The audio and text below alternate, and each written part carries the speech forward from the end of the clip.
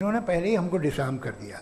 कह लिया अकल से मामला सॉल्व नहीं हो सकता, लॉजिक से आप पहुंच नहीं सकते, ये एक मेटाफिजिकल चीज़ है। मेटाफिजिकल अजीब सा लफ्ज़ है, ठीक से किसी को माने नहीं मालूम इसके, तो ऐसा लगता है कुछ बड़ी चीज़ है। अरे भाई क्या होता है मेटाफिजिकल, बताओ, खड़ी हो। ये एक लफ्ज़ है जो कहीं भी इस्तेमाल हो जाता है।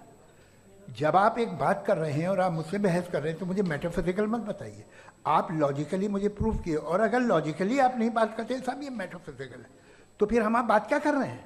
और ये कहना कि वक्त पहले नहीं था, तो फिर क्यों कहते हैं ये हमेशा से और हमेशा रहेगा। हमेशा वक्त है, तो आप कैसे कहते हैं वो हमेशा से है और हमेशा रहेगा। हमेशा का मतलब है कोई वक्त, अगर वक्त ही नहीं है तो हमेशा कैसे। बाहर वो रहेगा। अब मैं ये देखता हूँ, आपने कहा ना कि वहाँ रेप ज़्यादा होते हैं, तो हम एक बात देखते हैं कि ये दुनिया जिस पे वो कादर मुतलक है, जिसकी मर्ज़ी के बगैर पत्ता भी नहीं हिलता, ओमनीपोटेंट है, ये दुनिया चल कैसे रही है। और इस दुनिया का हाल क्या है। 45,000 बच्चे जो 10 साल की उम्र से कम थे वो गाजा में मरे। भूख से काला हांडी में बच्चे मरते हैं और डिप्थेरिया से मरते हैं। डिप्थेरिया अजीब मर्ज है, गले में जाली बनना शुरू होती है, बच्चा नीला हो जाता है, गरीब का बच्चा, इसलिए कि उपास इलाज में। ये कादर मुतलक है जो चाहे कर दे, इससे आप दुआएं मांगते हैं हमारी ये काम कर दे वो कर दे, तो इसका मतलब डे टू डे लाइफ में वो इंटरफेयर करता है और ये देख रहा है वो। अगर वो वाकई भी है फॉर डिस्कशन सेक, तो मैं जब दुनिया देखता हूं तो मेरे दिल में उसके लिए कोई इज्जत नहीं पैदा होती। ये क्या कर रहे हो तुम। अगर वो देख रहा है और इंटरफेयर नहीं करता तो आप दुआ क्यों मांगते। आप कहते हैं मेरा ये काम करा दे, इसके मतलब है वो दखल दे सकता है, वो आपको नौकरी दिलवा सकता है, भले दूसरे आदमी को न मिले, मगर आपका काम कर देगा चूंकि आपने दुआ मांगी है। तो जब वो आपको नौकरी दिला सकता है, लड़की की शादी कर सकता है, बेटे को ग्रीन कार्ड दिलवा सकता है, तो कम से कम ये जो मर रहे हैं बच्चे इनको रोक दे, कुछ तो करे। मुझे तो दुनिया में इस दुनिया का कोई मालिक है, इसका ओमनीपोटेंट कोई रूलर है, और ये दुनिया ऐसी चल रही है। मैं तो चाहूँगा कि भाई ना हो, अगर हो तो बड़ी शर्मिंदगी की बात है। शुक्रिया। अब सबसे ज़रूरी और सबसे मुश्किल राउंड शुरू हो रहा है, क्रॉस एग्जामिनेशन का। मुफ्ती साहब पहला सवाल आपका, 16 मिनट हैं, हम दोनों लोगों के सवाल लेंगे जी। सबसे पहला सवाल आपसे ये है कि जो मैं इतनी देर से कॉन्टिंजेंसी आर्ग्यूमेंट आपको बता रहा था, ये अकल से ही बता रहा था हजरत। आप ये बताएं कि आप इन्फिनिट रिग्रेस ऑफ कॉजेस को पॉसिबल मानते हैं या नेसेसरी बीइंग के एग्जिस्टेंस को सही समझते हैं, क्योंकि दो ही ऑप्शन हो सकता है, आप ये बताएं।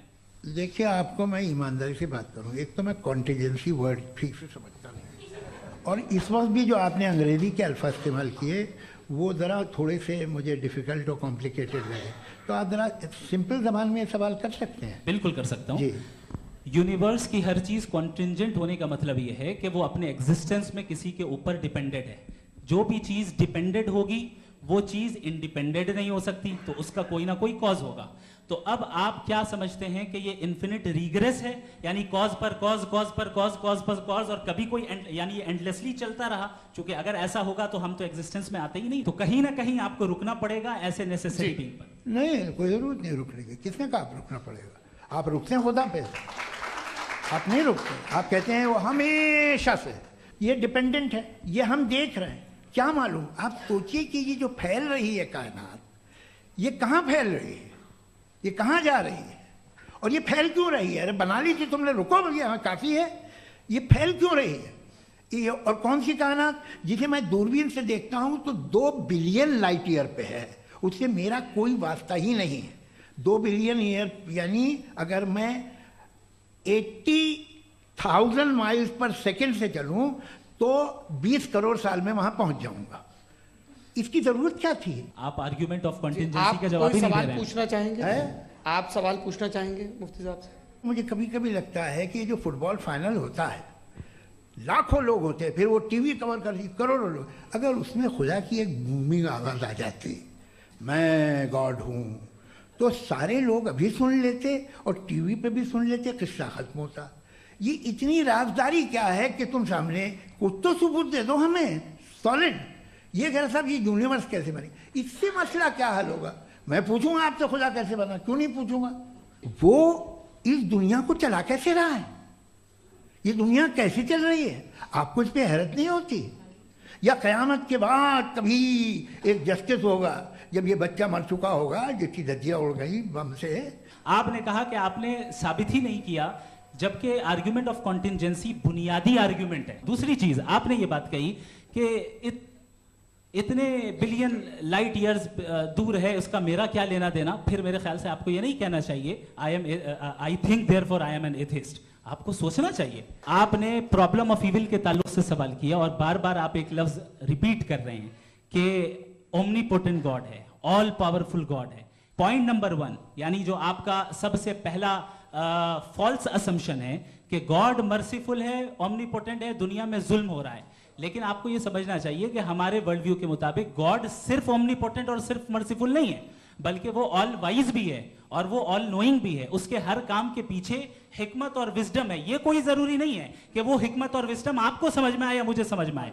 अगर आप जो समझ रहे हैं उसके मुताबिक आप फैसला कर रहे हैं, ये लिमिटेड पर्सपेक्टिव से आर्ग्यूमेंट है। और इस चीज को हम अपनी दुनिया में, अपने लाइफ में, डेली लाइफ में इस प्रिंसिपल को एक्सेप्ट करते हैं। हम जब किसी डॉक्टर के पास जाते हैं, डॉक्टर के पास जाकर वो अगर उसने हमें कोई दवाई दी है तो हम ये तो नहीं कहते कि जब तक आपके पास जितना नॉलेज और जितना विजडम नहीं है, आपने क्यों ये दवाई दी है, तब तक हम इस चीज को एक्सेप्ट नहीं करेंगे।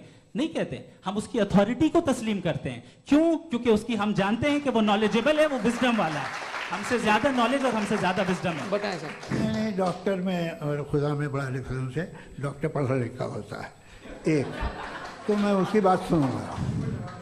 आपने अभी मेरी बात पूरी सुनी नहीं। मैंने कहा आपका पूरा आर्ग्यूमेंट 2 फॉल्स असम्पशंस पर है। एक फॉल्स असम्पशन मैंने बता दिया, दूसरा फॉल्स असम्पशन ये है कि इस दुनिया में इविल के होने का कोई गुड रीजन नहीं है, जबकि हमारे पास बाज रीजंस मौजूद हैं, हमारे पास बाज वजूहात मौजूद हैं। अगर इस दुनिया में इविल ना हो तो आप गुड को डिफाइन कैसे करेंगे? अगर जुल्म ना हो आप इंसाफ को समझेंगे कैसे? अगर तारीकी ना हो तो आप लाइट को समझेंगे कैसे?